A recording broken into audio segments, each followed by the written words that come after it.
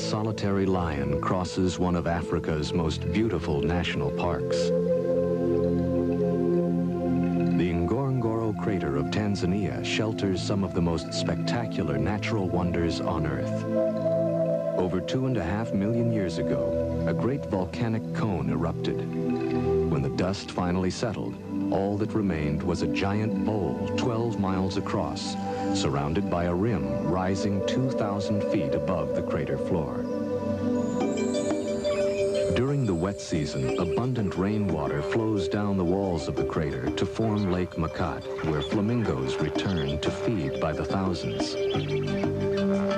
The water absorbed in the crater during the wet season provides an ample supply of grass, which for most of the year supports a population of up to 25,000 large animals, including herds of wildebeest, water buffalo, elephant, rhinoceros, hippopotamus, and eland.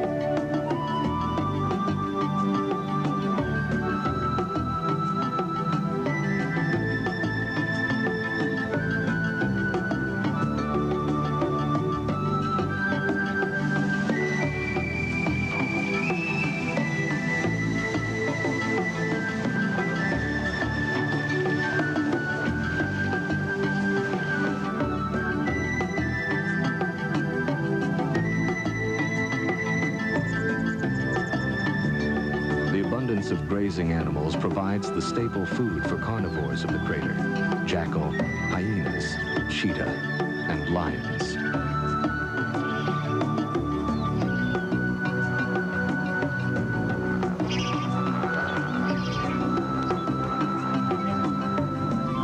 But of all the animals that are found here, it is the lion that dominates. About 80 lions live in family groups, or prides, of 8 or more, spread evenly across the crater. From records kept over the past 20 to 30 years, it is known that the number of lions in the crater has remained about the same. The gestation period of the female lion is about 110 days. There is no special birth season, and cubs can be born throughout the year. Like most cats, lions usually sleep or rest during the day for up to 21 hours. They will even rest between periods of feasting on a kill. Some will climb into trees to sleep, draped over the branches, to avoid insects that swarm over them on the ground. Others, gorged with meat from a kill, will roll from side to side, seeking a comfortable position for the large meal bulging in their stomachs.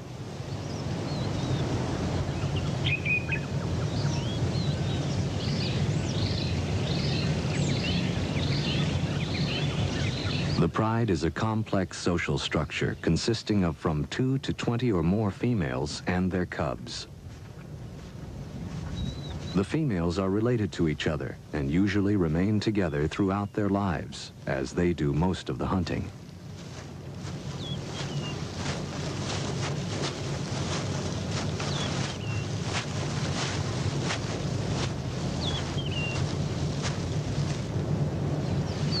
After a meal, the pride gathers, grooming and touching each other and strengthening their family bonds.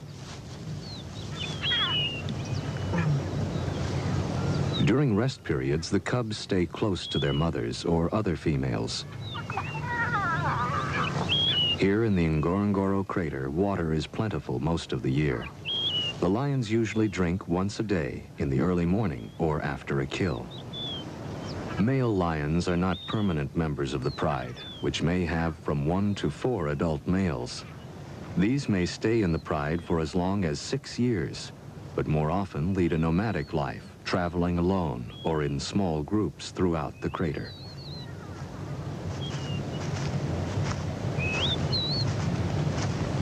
When hunting, the pride will either band in small groups or roam alone in search of prey.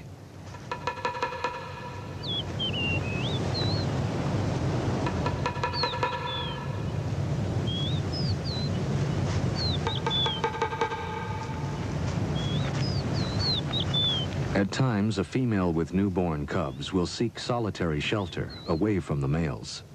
No one is certain if she chooses to leave or is forced away from the close social structure of the pride. Lions have few distinctive markings to assist in recognizing other members of the pride, especially over long distances. Therefore, they must approach another pride member in a direct manner, without hesitation. Should an approaching lion of the pride seem unsure of itself, it may be attacked as if it were a stranger. If a lioness is attacked several times, she may become unsure of herself and eventually leave her pride. In this way, the pride remains relatively stable in size.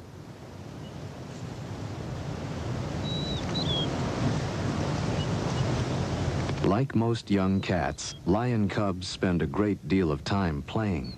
Their games of attack prepare them for the lifelong search for food. These two, a male and a female, are about a year old. The females are less temperamental than the males and show little reaction to mistaken identity. So most females remain with the pride, while the young males are eventually forced to leave. By the time they are 2.5 to 3.5 years old, young males are forced out by the mature males, who take over the pride for mating. And so the pride receives an infusion of new blood from the mature males, who fight for mating privileges. But in time, these males will be driven off by the younger breeding lions. Due to increased tourism, the lions have become accustomed to vehicles and to humans filming and observing their behavior. The camera crew has left the camera running while the young lions inspect the tires. They are distracted by a shout from the cameraman, who is more in fear for the safety of the tires than for his companions. Boy. Don't.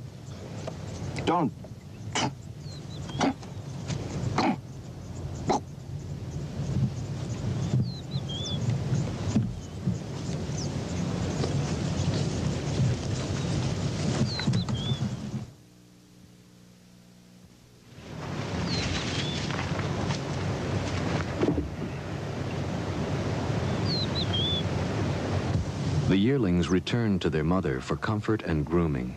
In a few years, the male yearling may be driven from the pride by an older male seeking to stake a claim. The young male will then spend a few years wandering alone or with other young males. As summer wears on, the great herds of wildebeest range over the crater floor. Grazing in the shimmering heat of the sun, the great herds are one of the main prey of the crater lions. The zebra are safer on the barren plain, but as they move into the taller grass, they are now at risk by the stalking female lions. The mottled brown coat of the lioness blends perfectly with the tall grass, now parched and brown in the summer sun. Hardly moving, the great cat waits for the unwary zebra to move closer to its place of concealment. It is not unusual for only one lion to hunt a zebra. Even though she may have greater success in numbers, once the lioness reaches her prey, the zebra will have little chance of survival. She stalks downwind of the zebra, slowly working her way closer and closer. Now joined by another lioness, she continues to wait for the zebras to move closer. Lions do not have the speed or stamina of other great cats, like the cheetah, and must wait patiently while their prey moves closer, and then, with a short sprint, attempt a quick kill. Now less than 50 feet from the zebra, the lioness waits. She is barely visible to the unsuspecting herd. She begins to close in, hunched low in the tall grass.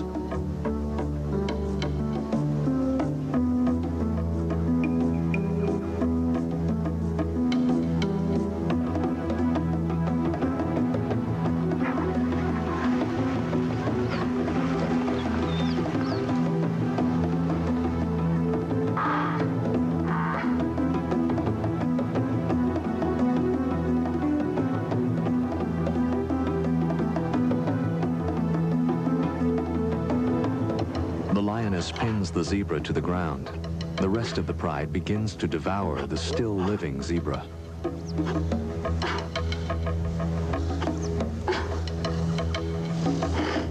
Still breathing, the zebra dies in what must be terrible agony as the great beasts gorge.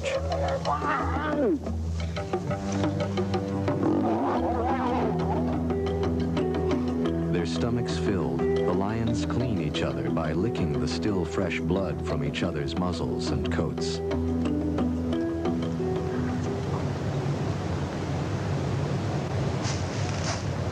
After the kill, the lioness joins her cubs and begins a long rest period to digest her meal.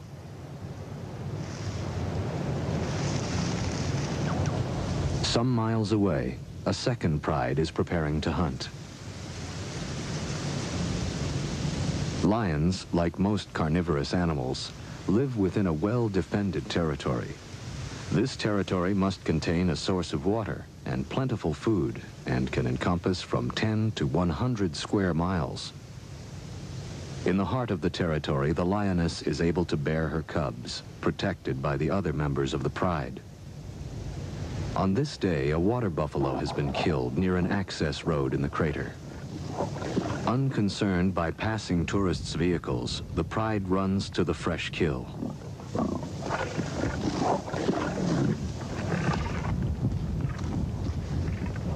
The pride's territory is carefully guarded by the dominant males.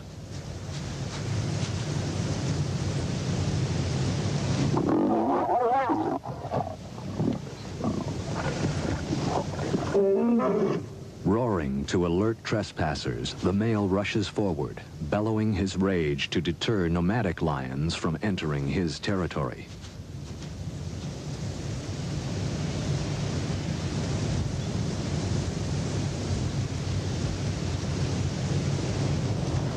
Now safe from outsiders, the pride is on the move, possibly searching for more game or a protected water source.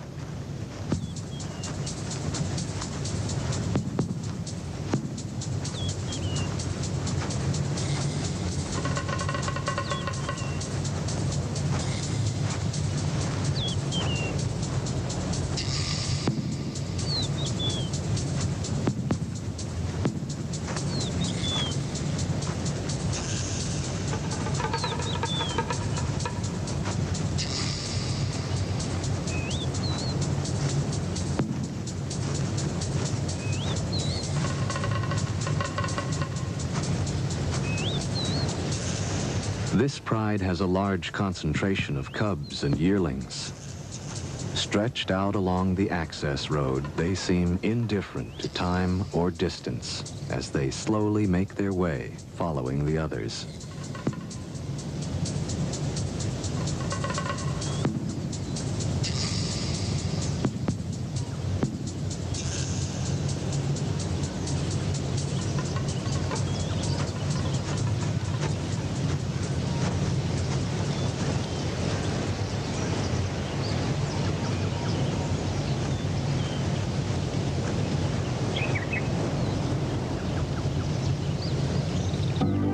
A new dawn. The pride stretches out in the high grass and rests throughout most of the day.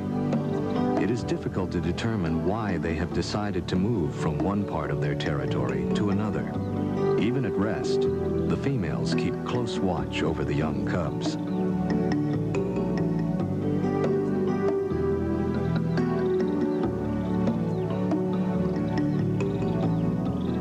Lions have a well-defined system of communication.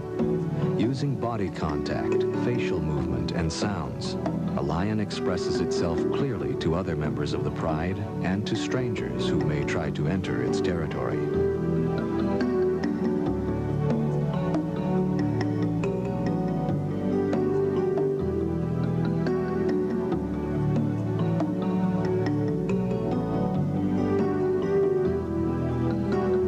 As spring turns to summer, a flock of crowned cranes flies over a herd of zebra feeding on the open savanna.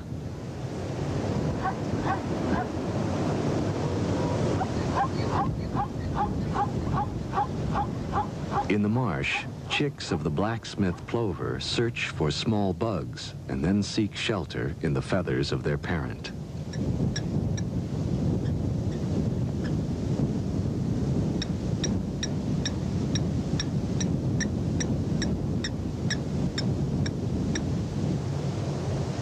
Emerging from her hiding place, a female and 3 very small cubs set out to join the pride. For the young cubs, it is a long trip across the open plain. Camouflaged by the long grass, the female usually remains in hiding until her cubs are old enough to walk. Lion cubs are almost helpless when born. Weighing from 2 to 5 pounds at birth, they can barely crawl and do not open their eyes before 1 or 2 weeks. Newborn cubs have a slightly spotted coat, which helps to hide them in the thick grass. This color changes after 3 to 5 months. Sensing that the smallest and weakest cub is falling behind, the lioness gently carries it by the neck across a dry mud bank, while the other 2 cubs scurry to keep up.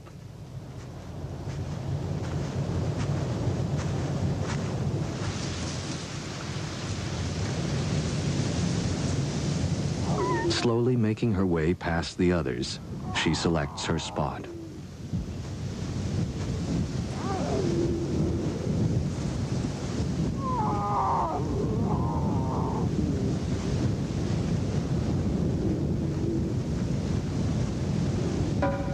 Here she rests while the cubs nurse.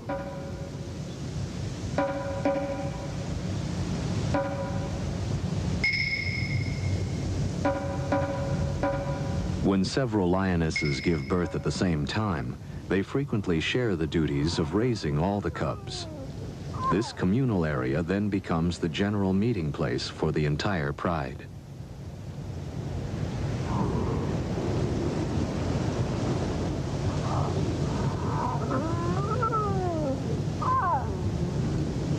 Communal gatherings allow all members of the pride to become acquainted with the cubs.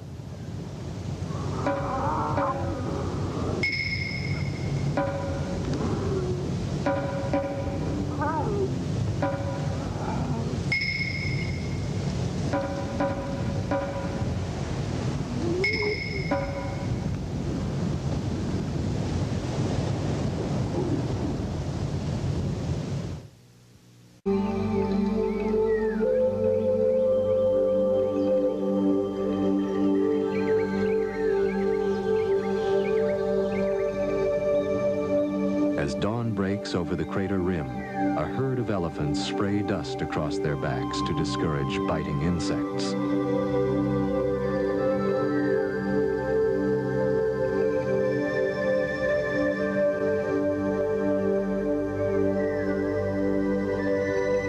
Along the edge of Lake Makat, a flock of migrating birds pause to feed. Among the trees, a small herd of zebra and an old elephant with only 1 tusk feed peacefully in the clear morning air. Near the lake shore, gazelles graze contentedly as they share their pasture with a flock of ducks. Knee-deep in the mud of the swamp, a huge water buffalo wallows contentedly. The buffalo is the lion's largest and most formidable prey, and is capable of putting a marauding lion to flight. Lions are usually wary of an adult buffalo, which can severely injure or kill an adult lion with its sharp horns. During the heat of the day, the pride rests in the soft, high grass. The lion leads a life without threat, for their only real enemy, the hyena, will not attack the entire pride. If caught alone on the plain, an adult lion and cubs, or even young adults, can be at great risk from a pack of hyena.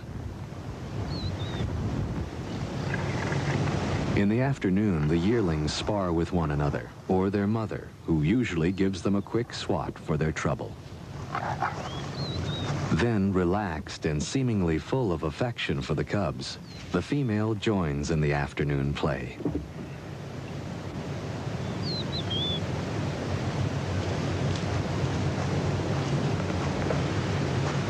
A young male and female of the pride also share in mock combat, which helps them sharpen their skills for real attacks as hunting adults.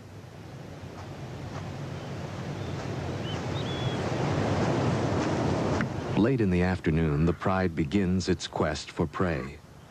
Separated from a small herd of zebra by the mud flats of a slowly drying lake, two females are forced to leap a small stream. Now the yearling male must also cross. He seems in a quandary whether he should jump as the adult females have done or swim.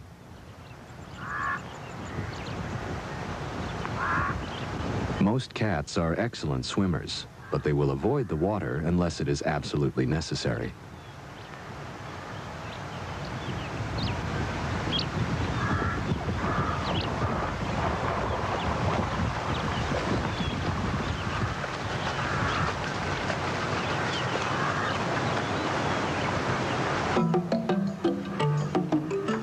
Moving slowly, the pride spreads out across the plain, making its way to a herd of zebra over a mile away.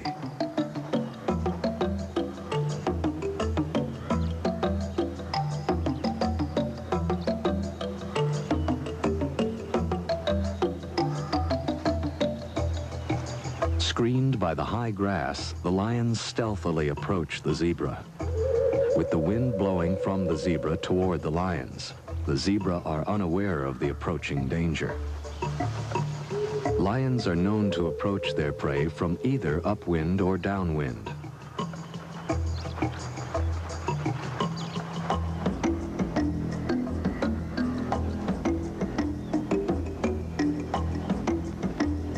Time seems to stand still as the zebra slowly pass before one and then another of the crouching hunters.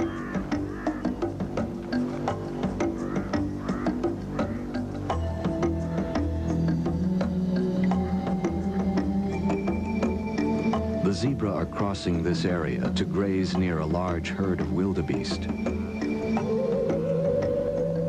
Now, one lioness begins to move toward the zebra. Nearby, the entire pride is waiting for the moment to charge.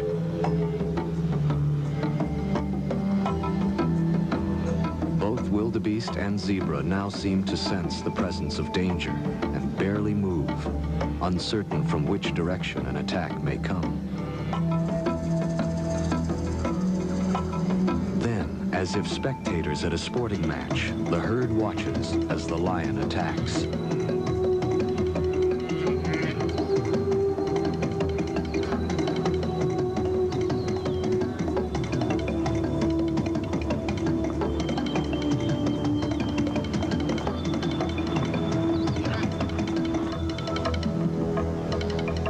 Lions are slower than zebra and wildebeest and are only about 30% successful, even when hunting in a group. After resting, the pride prepares for another attempt. The dominant female heads off in the direction of a large herd of buffalo. Extremely dangerous, the African water buffalo can weigh as much as a ton. The males gather around the periphery of the herd, and the females and calves stay closer to the center. Seldom do one or two lions attempt an attack on a small herd of buffalo, or even on a single member that is feeding alone. But on occasion, whether they are truly hungry or just young lions practicing their hunting skills, such an encounter happens. It is seldom rewarding for the lions. Suspicious, short-tempered, and cunning, the buffalo is a formidable adversary and are extremely aggressive when confronted by a lion.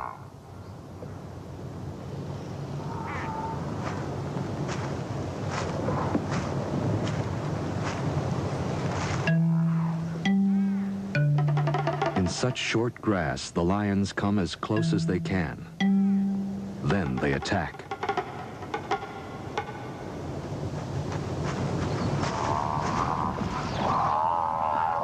The buffalo are quickly outrun by the lions.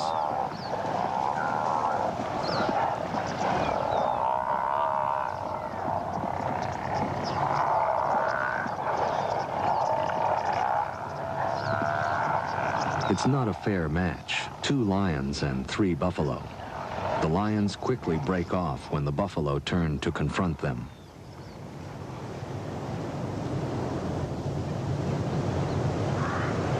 Closer to the lake, a larger herd is peacefully grazing.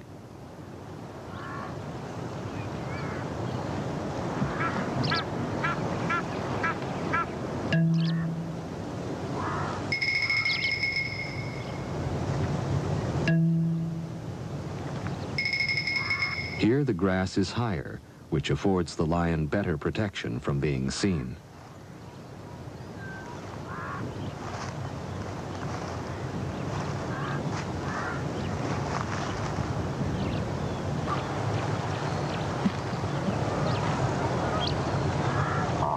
Working as a team, the pride takes up position along the edge of the buffalo herd and move in. Surprised, the herd bolts, then just as quickly, whirl around to face their attackers and counterattack. The buffalo chase after the lions, who are now fleeing for their lives.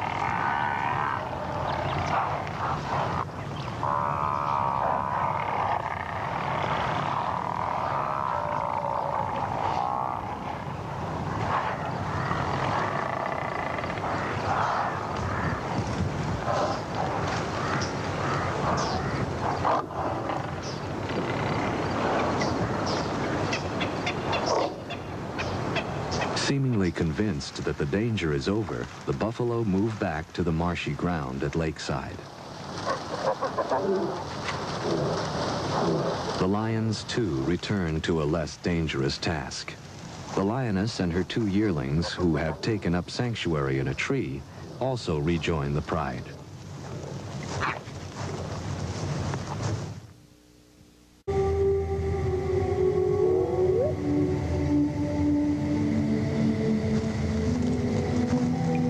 Late at night, the pride, hungry and on the prowl, move, cubs and all, to a better location for hunting within their territory. The dry season is well advanced, and the lake has lost nearly all of its water. Crossing the dry lake, the female carries one of her cubs, while 2 others try to keep up. Somehow, the pride passes too close to a herd of buffalo, who try to trample the lions. In a valiant effort to protect the cubs, the lioness dashes at the buffalo, and then runs back to her cubs, trying desperately to guide them to safety.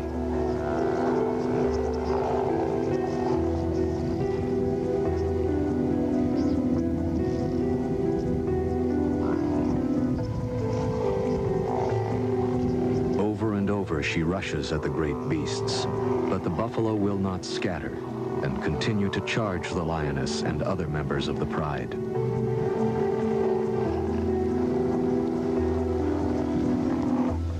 Dawn finds the savannah calm with no signs of raging buffalo.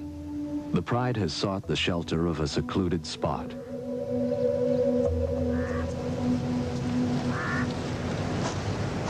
The only animal now in view is the lioness as she searches for her cubs. Time after time she calls, but the cubs have disappeared, trampled by the buffalo herd.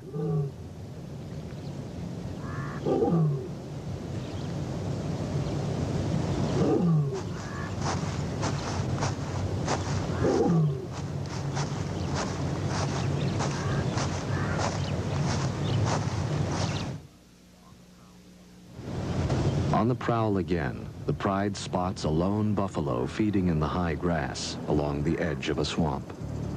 Separated from its herd, a single buffalo is still extremely dangerous and must be approached with caution. This large male, with its ear torn from either previous attacks or thorn bushes, is joined by a wattled starling who makes a meal from the ticks that infests the hide of the bull. Deciding to attack, the pride begins to stalk the bull.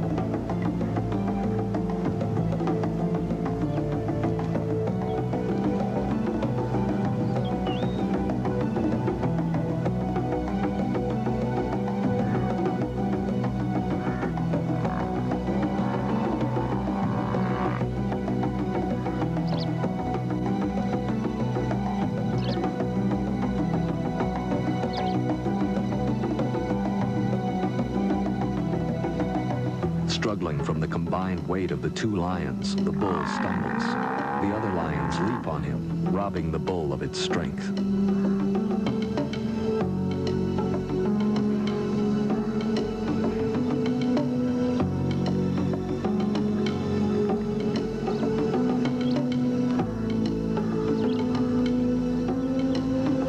A yearling bravely joins the fight and attacks the bull's head.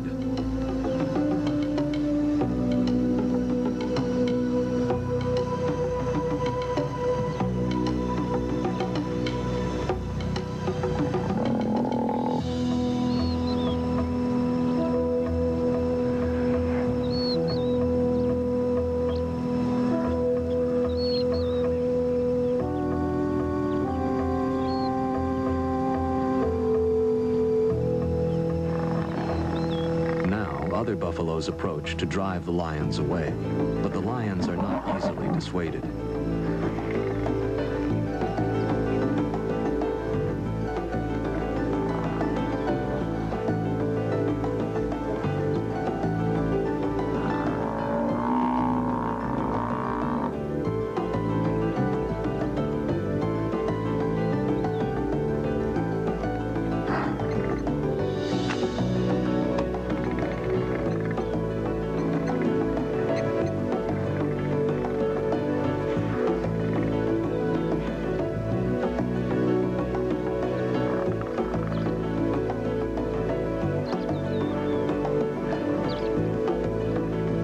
Having drawn blood, the lions continue to pursue the injured bull. Its weakened condition gives them a chance of making a kill.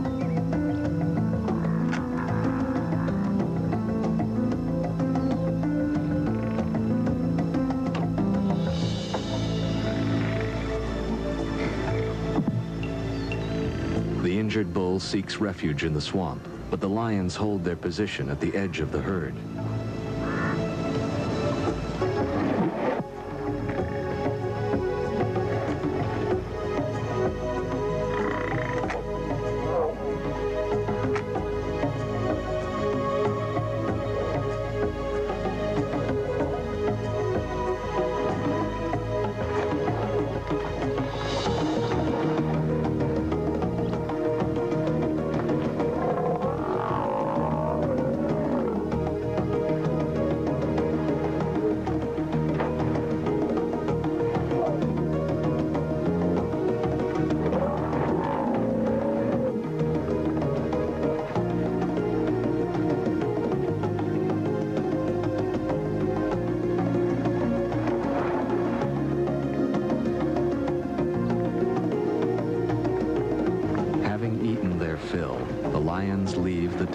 below and head toward shore for a long rest.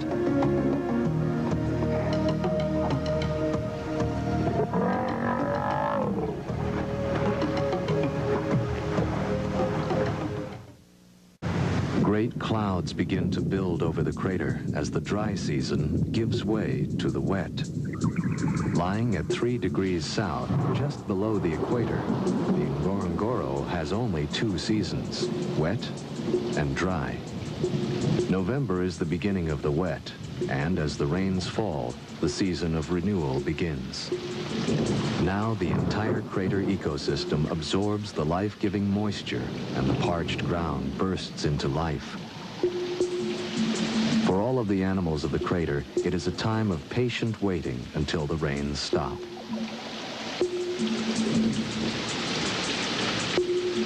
Wildebeest, Grant's gazelle, lion, all soak in the cool rain. Within a week, the crater will turn green, and a carpet of yellow flowers will cover the savanna. With the gray dust of the dry season finally settled by the rain, the crater puts forth the sweet, earthy smell of a new spring. The sun bursts forth to disclose the broad green carpet of the crater floor. Now the lake will fill, frogs emerge from the mud, and millions of insects issue forth as a banquet for the thousands of birds that quickly return to this extraordinary valley. African spoonbill preen each other's feathers as a black-winged stilt probes the shallows for tiny aquatic organisms. Each day, rain falls on the crater and the grass. The primary energy source for all animals grows more lush. Tissue paper flowers poke up through the thickening grass, and the herds of wildebeest and zebra graze across the crater floor. A few hours old, the young wildebeest are on their feet and able to run with the herd. Theirs is a cruel world, where speed and agility is the only defense against the lion, hyena, and cheetah. With their umbilical cords still hanging from their stomachs, the young wildebeest cavort, while another newborn, less than an hour old, stays close to its mother's side. Close by, a female and calf share a small stream with a flock of sacred ibis. The female is ever cautious of marauding carnivores. Near the service road that crosses the crater, a female lion with 3 cubs has emerged from hiding and is slowly moving to rejoin the pride. Young cubs like these have bluish-gray eyes for the first few weeks after birth. Then their eyes turn an amber color.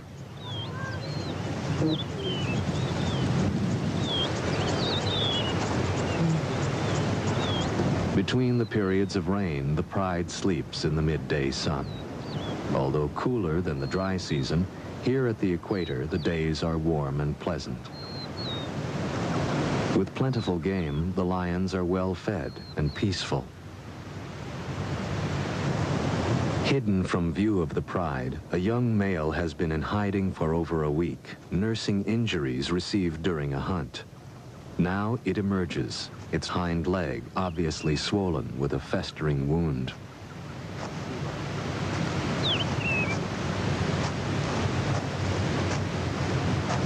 Slowly, it approaches its mother, the lion which has just had the 3 cubs.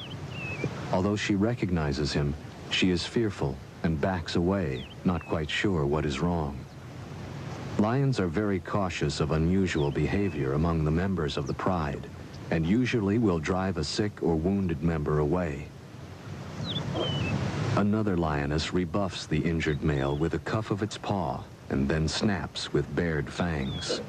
Then the entire pride moves its location, leaving the young male to fend for itself.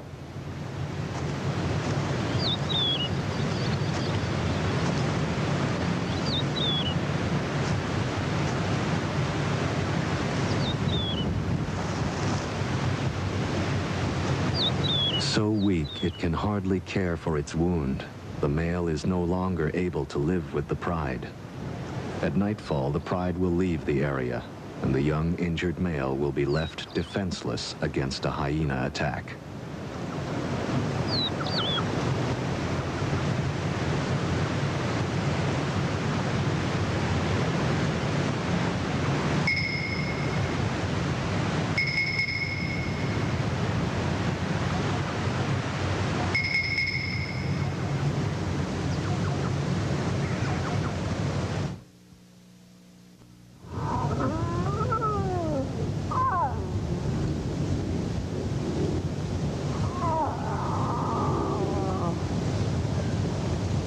millions of years, the cycle of life has played out in the Ngorongoro crater.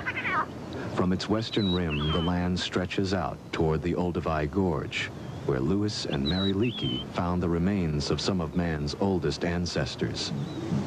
Farther on, at Laetoli, Mary Leakey found footprints that were left in damp volcanic ash some 3,700,000 years ago by two-legged, upright walking primates, or hominids, possibly one of mankind's earliest ancestors. Looking at these prehistoric footprints, one can see where the two creatures, one possibly male and the other a female carrying a baby, had stopped and turned, as if sharing a moment of doubt. Man has shared the planet with animals for only a very short time. Early ancestors of the great cats and other animals of the crater lived in Africa for many millions of years before the emergence of any form of pre-human. Yet in the last 100 years, man has so altered the environment that thousands of species of animals, birds, fish, reptiles, and plants are extinct. Today, the nations of Africa share a common dilemma. The need for more farmland has reduced the once great herds of wild animals that roam the continent. However, since the end of World War II, much has been done to establish national parks in order to save the remaining unique species in Africa. This is the legacy of the Ngorongoro Conservation Area.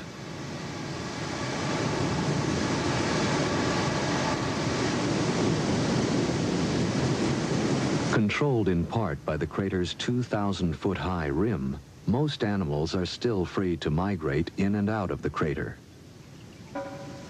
A young female slowly climbs up the rim to seek another pride outside on the Serengeti plain. No one will know why she was forced to leave. But the life of the crater lions will pass on from one century to another, as long as modern man is aware of their fragile existence and is willing to exercise care. The infinite beauty and variety of the natural world is mankind's greatest treasure.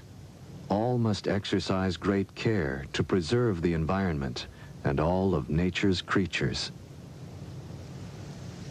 Symbol of strength and majesty since the beginning of recorded history, the lion has always commanded man's respect.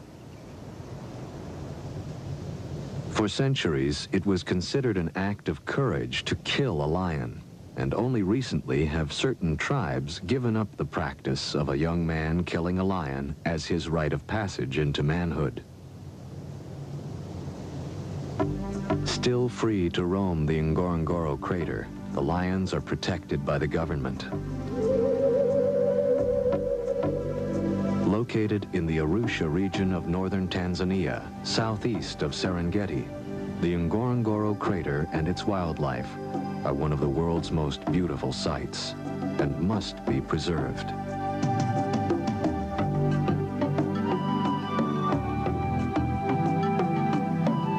Coming up next on the Discovery Channel, cunning and deadly rattlesnakes search for unsuspected...